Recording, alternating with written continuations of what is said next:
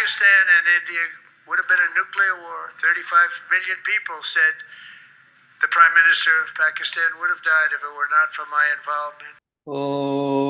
నమస్తే, నేను doctor Venkata Chaganti, president, university of applied Vedic sciences. సర్ప్రైజింగ్గా నిన్న ట్రంప్ గారు యూనియన్ ఆఫ్ స్టేట్స్ అన్న దానిలో మాట్లాడుతూ ఇండియా పాకిస్తాన్కి యుద్ధం నేనే ఆపాను మళ్ళీ చెప్పుకొని ఇంకొక విషయము బ్రహ్మాండంగా చెప్పాడు. అదేంటంటే, నాకు పాకిస్తాన్ ప్రైమ్ మినిస్టర్ కాల్ చేసి 35 మిలియన్ పీపుల్ చచ్చిపోతారు యుద్ధం ఆపకపోతే, దయచేసి యుద్ధం ఆపించండి అంటే అప్పుడు ట్రంప్ ఆపించాడట. ట్రంప్ ఆయనకి వెంటనే పాక్ ప్రైమ్ మినిస్టర్ చెప్పాడు, వెంటనే ఇండియాకు కాల్ చేసి యుద్ధం ఆపమని చెప్పి రిక్వెస్ట్ పెట్టుకోని చెప్పాడు. అయితే ఈ విషయము ట్రంప్ గారే స్వయంగా చెప్పారు. చెప్పి నేను యుద్ధం ఆపకపోయి ఉంటే పాకిస్తాన్ ప్రైమ్ మినిస్టర్ చచ్చిపోయేవాడు, 35 మిలియన్ పీపుల్ కూడా పాకిస్తాన్లో చచ్చిపోయేవాళ్ళు అని చెప్పి ఆయన ఉద్ఘాటించాడు. అయితే ఈ విషయం మీరు అందరూ న్యూస్లో వినుంటారు, కానీ మీరు విని మర్చిపోయి ఉంటారో లేకపోతే విని జ్ఞాపకం పెట్టుకుంటారో నాకు తెలియదు. నేను ఇదే విషయాన్ని నెల రోజుల కింద చెప్పాను. చూడండి, ఆ వీడియో నేను మీకు అది చూపిస్తాను. మీకు అట్లనే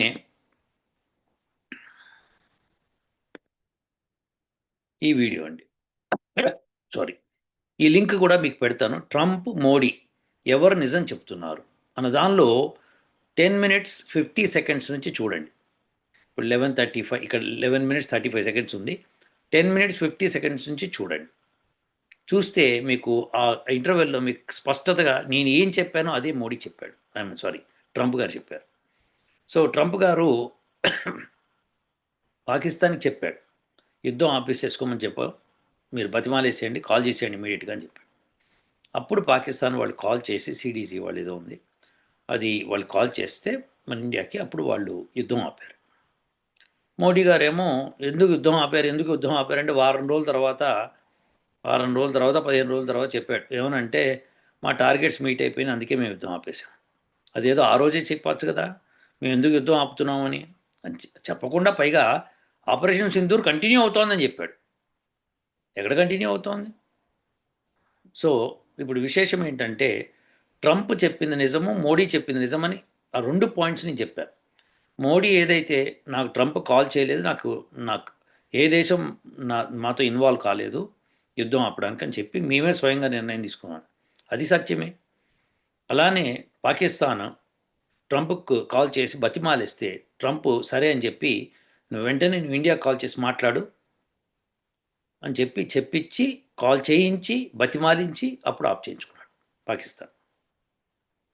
ఈ విషయమే ట్రంప్ చెప్తూ దాదాపు 35 మిలియన్ చచ్చిపోయేవాళ్ళు, అంటే 35 మిలియన్ అంటే ఎంత అంటే 3.5 కోట్ల మంది చనిపోయేవాళ్ళు అని చెప్పి ట్రంప్ గారు చెప్తున్నారు. సో ఈ విషయాన్ని ఇవాళ నిన్ననే ధృవీకరించారు ఆయన. మనం దాన్ని గమనిస్తే తప్పకుండా నేను చెప్పింది ఏదైతే ఉందో సేమ్ థింగ్ టాపిక్ అక్కడ జరిగింది. నేను ట్రంప్ పాకిస్తాన్తో మీట్ అయ్యి యుద్ధం ఆఫ్ చేయించుకున్నాడు, పాకిస్తాన్కి ఇండియా మధ్యలో.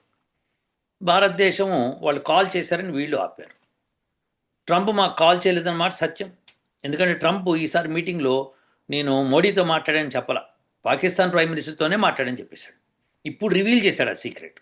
నేను నెల రోజుల క్రితం చెప్పింది ఇప్పుడు రివీల్ చేశాడు సీక్రెట్. ఇది తర్కము అంటారు. నేను ఆ వీడియోలో చెప్పాను, తర్కశాస్త్రం వెరీ ఇంపార్టెంట్. తర్కం తెలిసిన వాళ్ళు నిజాలు ఈజీగా తెలుసుకుంటారు. నేను నెల రోజుల క్రితం ఈ సత్యాన్ని చెప్పింది ఈ రోజున ట్రంప్ యాక్సెప్ట్ చేశాడు. సో ఇది జరిగిందండి. సో అట్లనే ఇప్పుడు ఇది ట్రంప్ అండ్ మోడీ విషయము. సో మనకి క్లారిటీ వచ్చేసింది ఈ విషయంలో. అదే మోడీ ఎందుకు యుద్ధం ఆపాడు అన్నది వాళ్ళు కాల్ చేసినంత మాత్రం ఆపకూడదు. వాళ్ళ దగ్గర నుంచి కండిషన్స్ పెట్టి వాళ్ళ దగ్గర నుంచి కావాల్సినవన్నీ తీసుకొని అప్పుడు యుద్ధం ఆపాలి, అది పద్ధతి. మరి ఆ చాణక్య నీతి ఆయనకి ఉందో లేదో నాకు తెలియదు. సరే, మొత్తానికైతే మోడీ గారు ఇవాళ ఒక గొప్ప పని చేశారు, అది నాకు చాలా సంతోషం కలిగించింది. అదేంటంటే ఇజ్రాయిల్కి వెళ్ళి ఇజ్రాయిల్లో వాళ్ళ పార్లమెంట్లో మాట్లాడాడు.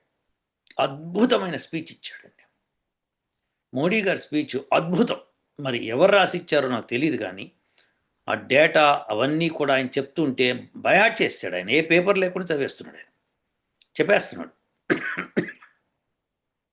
ఎంత అద్భుతంగా చెప్పాడంటే అసలు విన్నవాళ్ళు, అక్కడ పార్లమెంట్లో విన్నవాళ్ళు, బెంజమిన్ నెతన్యాహు అయితే అసలు కళ్ళు ఇట్లా మెరిసిపోయి తప్పట్లు కొట్టేస్తున్నాడు ఆయన.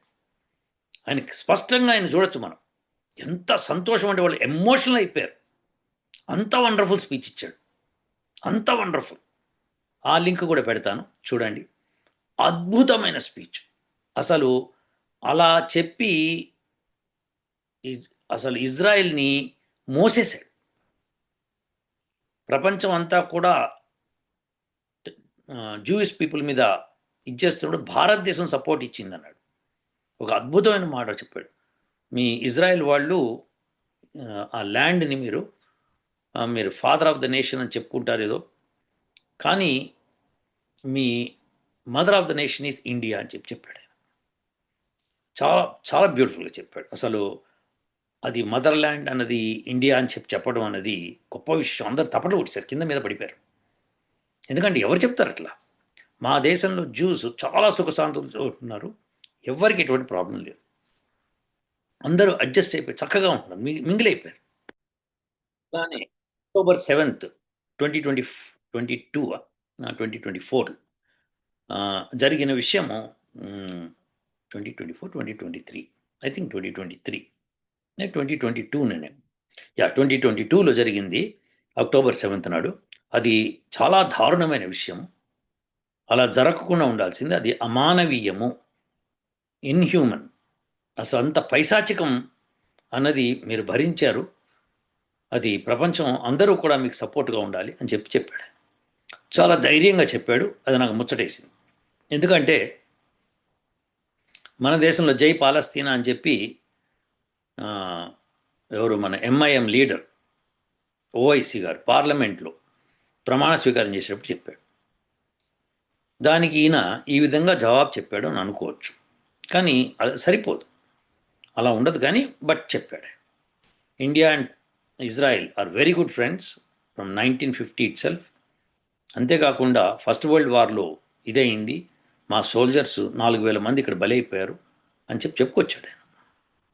అన్నీ చెప్పి మీరు వాళ్ళకి స్తూపాలు కూడా కట్టించారని ఏదో చెప్పాడు మొత్తానికి.